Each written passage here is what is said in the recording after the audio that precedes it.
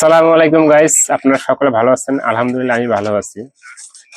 তো খুব একটা দুঃসংবাদ, আপনারা যে যেভাবে মনে নেন।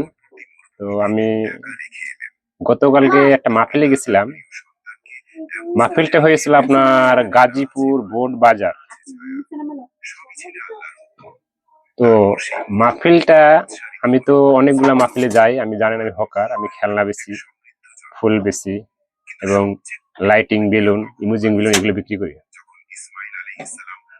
তো মাহফিলে সব জায়গায় আসে ভাই, মাহফিলের জন্য কিছু দেন আপনার খুশি মনে। তো আমরা যেরকম ইনকাম হয় হিসেবে 20 টাকাও দিই, 50 টাকাও দিই, 100 টাকা দিই, বেচা কিনার উপরে নির্ভর করে। তো আমি যে মাহফিলে গেছি ওই দিন, তো ওখানে যাই আমি জায়গা পাই নাই, প্লাস বইছি একটা ব্যাক সাইডে, বেচা কিনে নাই, 150 টাকা বেচছি মাত্র। এখন এসে বলতেছে ভাই টাকা দেন। তো আমি হাসি মুখে 20 টাকা দিছি। উনি বলে 20 টাকা নেবে কোনো, আপনি 100 টাকা দেবেন। তো আমি বললাম ভাই এটা কি মাহফিলের টাকা না অন্য টাকা? মাহফিলের। মাহফিলে কি আপনি চান্দা নেবেন 100 টাকা? হ্যাঁ, বাধ্যতামূলক দিতে হবে।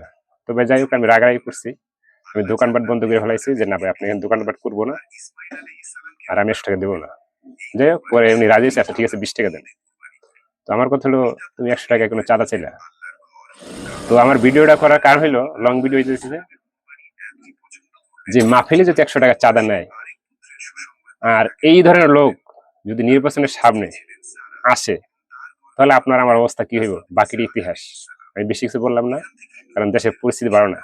আবার কখন ধরে গুণদোলাই দেবো, বেশি কিছু বুঝলাম না। আপনার সঙ্গে ভালো থাকবেন, আল্লাহ হাফেজ।